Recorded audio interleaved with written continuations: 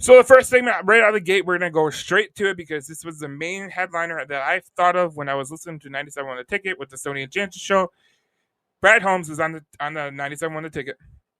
He was talking about the quarterbacks, and he was talking about what these quarterbacks have to do to satisfy him to come into the season. And basically what he implied was every player is on notice. I'm going to play you the audio, and you're going to see for yourself, and then I have a conclusion that I drew from that interview.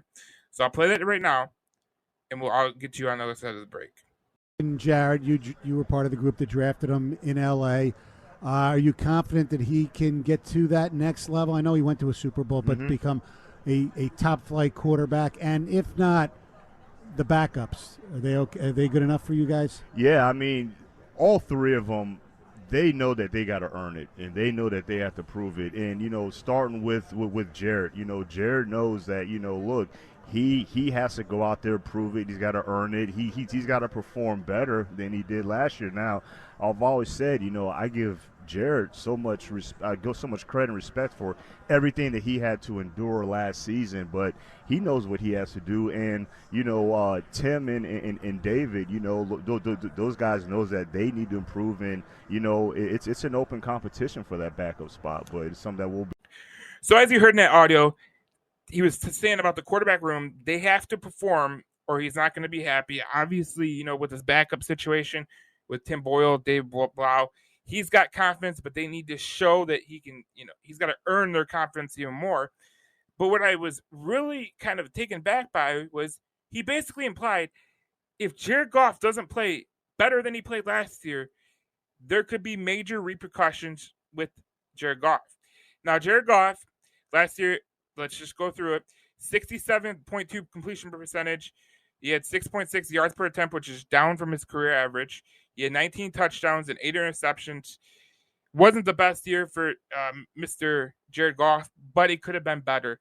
One of the things he needs to get better on is his yards per attempt. One of the things was the issue last year was he threw short a lot of times. Yards per attempt, 6.6. Yards per catch, 9.8. Those are the two lowest of his career. You'd have to go back to his rookie year when he played in 7 games. The issue with Brad Holmes is saying is he expects Jared to be better this year. He expects Jared to be better than he was in 2021. He expects Jared Goff to take more of an emphasis on playing the right way. Now, playing the right way doesn't always mean that you're taking chances, you're making stupid throws, you're doing stupid things with the ball. But what it does mean is it means you're taking calculated risk. One of the things that stood out with Jared Goff last year is when he had Quintez Cephas, when he had Josh Reynolds, his average depth of the target was like 23.4. Without them in the lineup, it was like 6.7. There was an issue there with the wide receiving group. He didn't have a lot of faith in the wide receivers. It was clear, but you can't be using excuses right now. For Jared Goff, he needs to perform. He needs to perform to a higher level.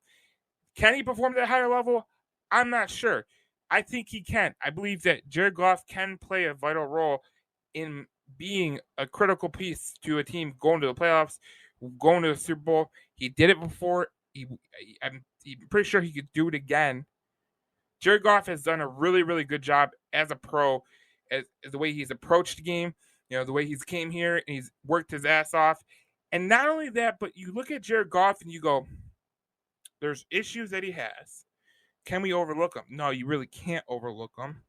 You have to look at everything going forward.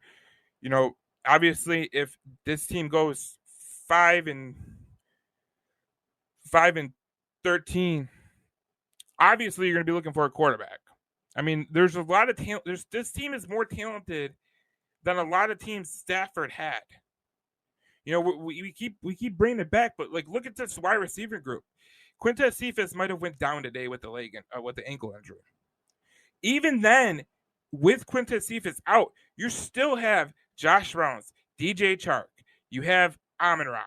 There's players on this roster that can contribute. You have a TJ Hawkinson. You have a top 5 offensive line. You have a good running back. and you keep adding to it. It's a big year for Jared Goff. And when you heard that Brad Holmes audio, you were thinking, okay, that kind of makes sense, but it's starting to make more sense. Brad Holmes is trying to tell Jared Goff, I need you to perform to the level that I thought you could perform when I was in the room in LA when I drafted you. Jared Goff has a big year for his career. This could really just push everything to the side. He's going to be 28 next year. By the time the next football season rolls around, he'll be 29. This is a big year for him if he's looking to take the next step, be a franchise quarterback. One of the things you will notice is Jared Goff has to play to the level that is expected from the Detroit Lions organization. And you can kind of tell in those comments that Brad Holmes expects a lot more than he's got. So when you look at this is a big season for Jared Goff. This is a big season for the Lions in totality, because if you look at it, when you look at the Lions, there's a lot of talent on this team. Like I said before, there's so much things that can go right. If they go right, you could be at 7-8 wins. But the quarterback really needs to play better.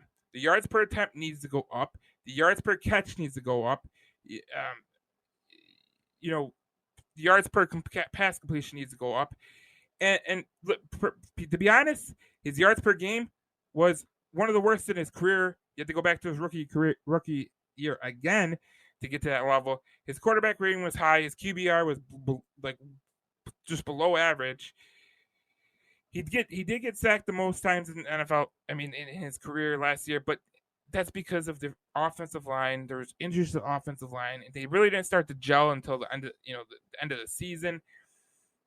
When you look at the Detroit Lions, there's a lot of things that they have to get going, and Jared Goff is one of those guys that I'm pretty sure Dan Campbell, the coaching staff, is really relying on Jared Goff to take the next step, because if he takes the next step and he's good off play action, he's good at making these throws downfield, if he can connect on those throws, you could be seeing a team that could surprise.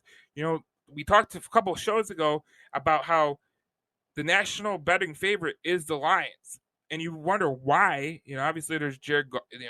You look at their quarterback, Jared Goff. You're not really confident in that, but you look at this offense, it's pretty stout.